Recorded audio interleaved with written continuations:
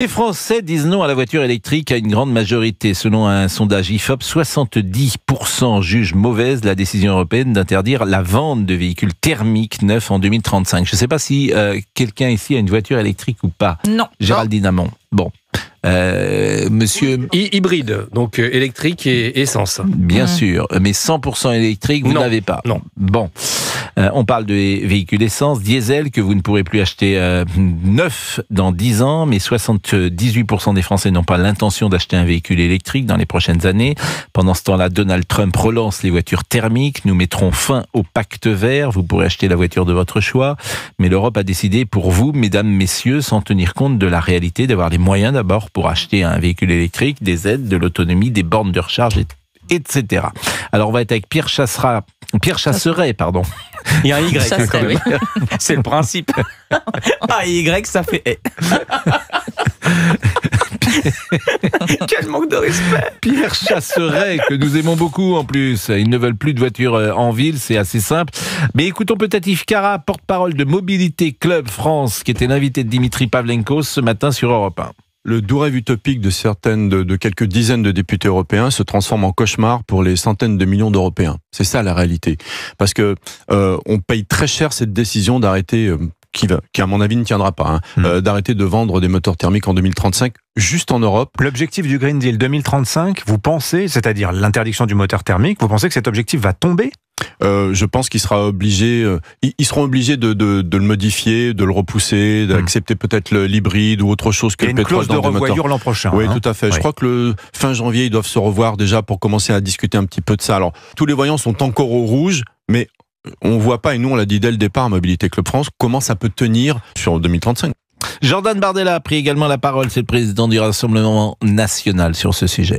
Une détestation de l'automobile que nous constatons chaque jour avec la future interdiction de vente de véhicules thermiques neufs d'ici 2035, avec l'alourdissement sans précédent de la fiscalité automobile que veulent mettre en place nos dirigeants et avec les 60% de taxes purement et simplement sur le carburant.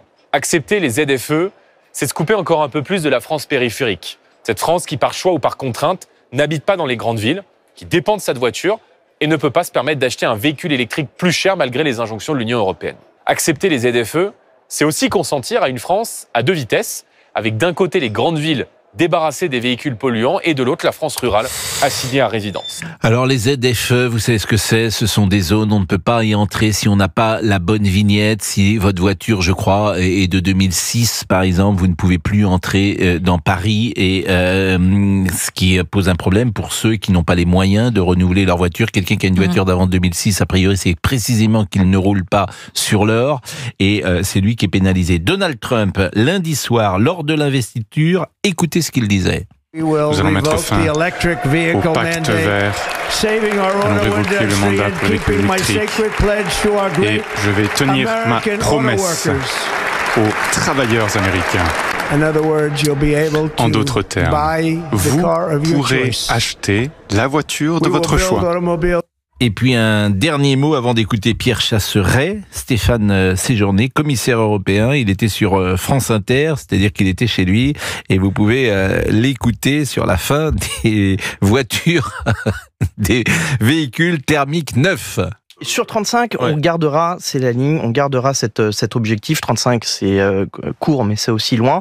Tous les constructeurs se sont préparés.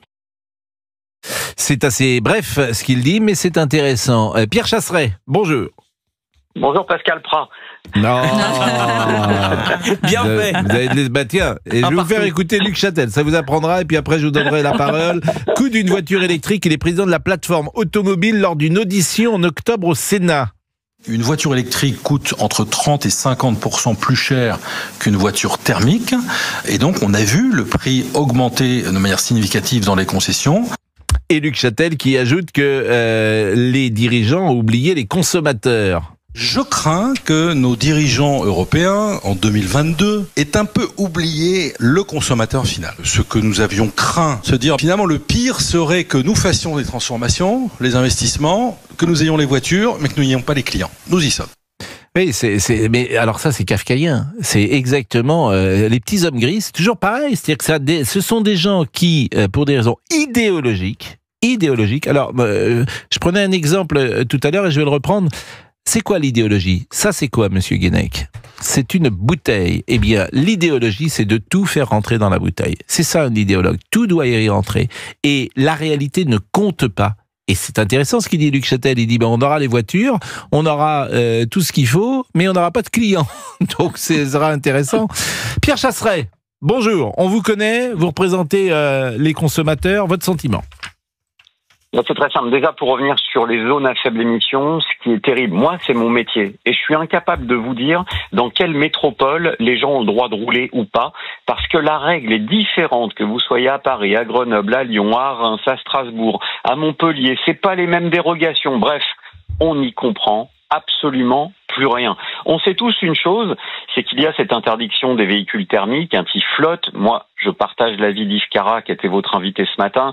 Je pense que l'Europe fera du rétropédalage, parce que ceux qui prennent les décisions politiques aujourd'hui ne sont certainement pas ceux qui les feront appliquer en 2035. Et donc, quand il faudra le courage politique de faire appliquer, il y aura personne. Et je note, Pascal, les mots du président des États-Unis, Donald Trump. Ce qu'il dit sur chaque Américain pourra choisir la voiture de son choix. Mais franchement, combien de Français aimeraient pouvoir entendre ce message aujourd'hui? Parce que personne ne sait quoi acheter comme voiture.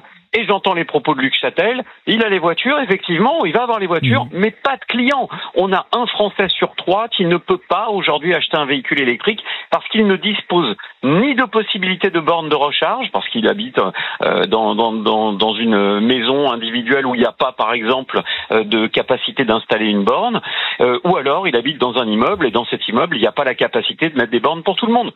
Donc ça fonctionnera pas. On va dans le mur. Où est-ce qu'on en est de la technique? Parce que j'entends tout et son contraire.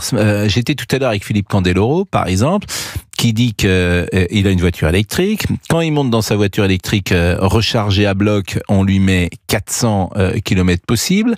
À peine a-t-il fait quelques kilomètres qu'il redescend sur l'autoroute à 230. Donc ce qui est quand même pas la même chose. Je suis d'ailleurs étonné de cela, parce que si la technique électrique était au point et si le prix était abordable, il y aurait pas de. Moi, j'ai pas de position idéologique. C'est sûrement très agréable. J'ai jamais roulé en voiture électrique. D'ailleurs, je sais pas si les uns et les autres vous avez roulé en voiture électrique. Paraît-il, c'est très agréable parce qu'il n'y a pas de bruit. Bon, c'est pas non plus l'enfer dans une voiture thermique, mais je voulais savoir où on en est sur la technique, Pierre Chasseret. Alors en fait, comment fonctionne l'autonomie du véhicule électrique? On vous la vend avec jusqu'à 400 km d'autonomie, par exemple. Ça, c'est une autonomie optimisée lorsque la température extérieure est à 20 degrés, lorsque vous n'activez pas les systèmes à l'intérieur qui utilisent de l'électricité, bref, et que vous roulez à une vitesse très basse, aux alentours de 70-80 km/h. Lorsque vous prenez l'autoroute, vous avez une surconsommation de votre autonomie d'en gros 40%. Donc Philippe Candeloro, il a parfaitement raison. S'il a acheté une voiture électrique où on lui disait 400 bornes d'autonomie, au final, il en fera 280 sur autoroute. Et ce qui est pire, c'est qu'au fur et à mesure de la durée de vie de sa batterie, il va perdre en capacité, ce qui fait qu'un jour, ça fait comme nos smartphones. Un jour, la batterie, elle est rincée et on change le smartphone. Et bien là, on ne change pas la batterie d'ailleurs sur les smartphones, vous avez remarqué. Et bien la voiture électrique, c'est ça. C'est la voiture jetable parce qu'au bout de 100 000, 120 000 kilomètres, la batterie va être rincée, elle sera beaucoup moins performante et on jettera l'intégralité de la voiture.